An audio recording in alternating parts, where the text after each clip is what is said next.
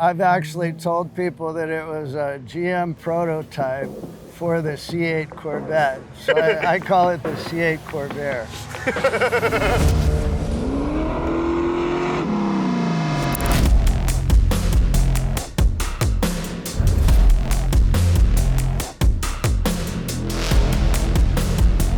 What's up, guys? Today we're outside of Pittsburgh, Pennsylvania at Pit Race for some autocross to check out one of Summit Racing's latest catalog cover cars, this 1966 Chevy Corvair with a 427 small block between the seats.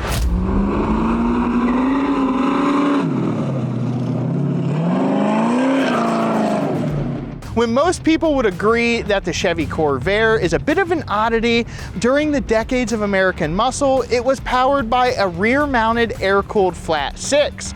And the early versions developed a reputation for poor handling. And in 1965 came an update where they revised the rear suspension and got rid of the swing axle setup and addressed some other issues with the Corvair. But the Corvair was still quirky with a maximum of 180 horsepower. Definitely not a hot rod. John Black, the owner of our latest Summit Racing catalog cover car, thought the same thing.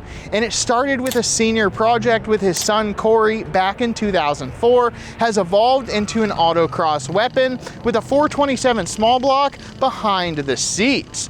As you can imagine, builds like this require a lot of ingenuity, and that's where John excels. He's a retired aircraft maintenance instructor, and it really shows. There's Boeing 737 parts in the steering, and even a gas door with Cessna hinges. Many challenges John ran into were solved with parts from other cars. The big one is the rear end. Naturally, the stock Corvair differential wasn't strong enough to handle the power of the 427. And coincidentally enough, John discovered that the C5 Corvette diff has the same spline count as the Power Glide transmission output. So he machined an adapter to bring those two together, creating a bulletproof drivetrain. They can handle this stroked small block that makes an estimated 550 horsepower. Another is the cooling system. The Corvair never had them. A radiator from a Ford F-250 was installed and openings were made for airflow.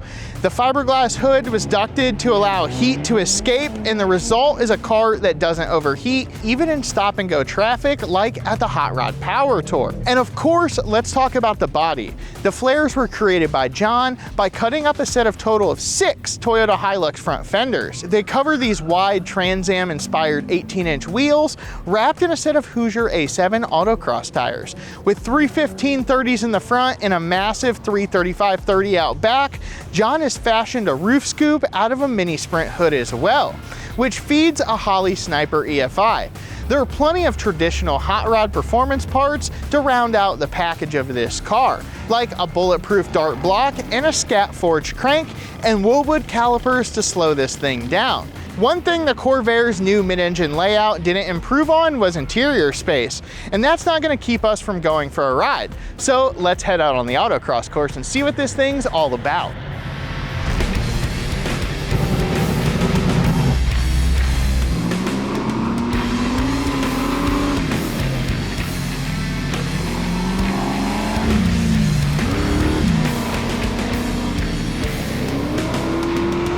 So we're here with John, the owner of the Corvair, and we're gonna ask him a couple questions about this thing and learn all sorts of fun facts about it. So John, this started out as a project between you and your son. Tell us a little bit more about that. Yeah, well, Cory had had a Corvair prior to this one. It was his first car. It was a Yenko Stinger clone. And he ended up getting more responsible and moved on to a Hyundai, of all things. But then only maybe 6 months after that, he came to me with the idea of building a V8 Corvair. So this thing, when you guys got it, was already V8 swapped. Tell us a little bit about that. Yeah, I had started looking for one. Actually found one that I thought I was going to be able to buy. It had a DZ302 in it. And the guy just couldn't let it go. So I found this one on Craigslist. It was a project, it had been started. The hole had been cut, the engine was in, but barely. Not even running. it needed a lot of work. So we picked it up and started the project.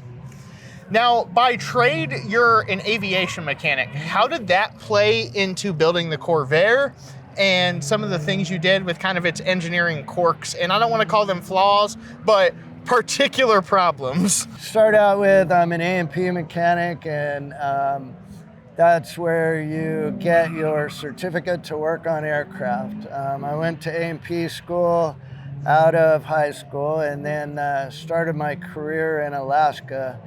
In that school, they teach you hydraulics, electronics, electrical, welding, airframe, riveting, engine rebuilds, engine maintenance, how carburetors work. So you come out of A&P school pretty much knowing anything mechanical.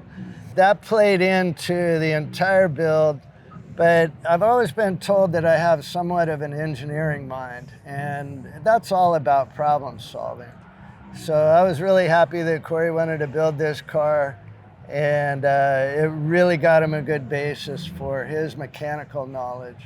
Now, one of the quirks of this thing was kind of the steering setup. It's actually got a rack and pinion in it. Tell us about how you figured that situation out, or if it just came to you one day.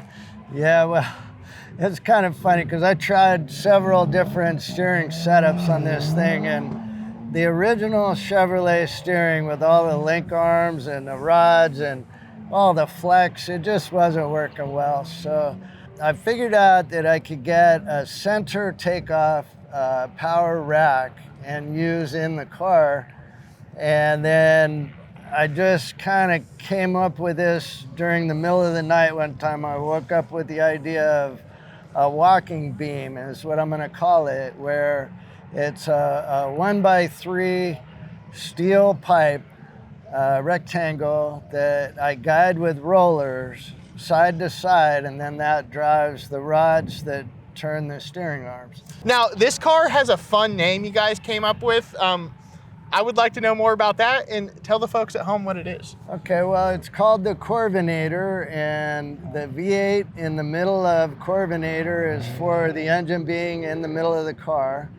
And then the Corvair part in the beginning, or my son's name Cory even ties into that.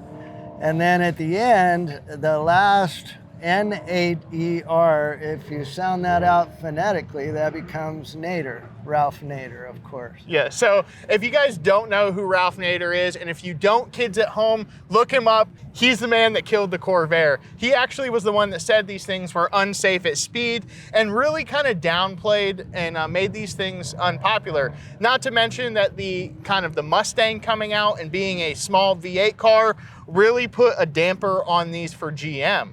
So there's so much cool history when it comes to the Corvair. If you don't know a lot about them, do a deep dive. Thank you so much for taking the time to show us your car, letting us put it on the front of the catalog, and even taking us autocross. And this has been a ball, John. Oh, you're welcome, man.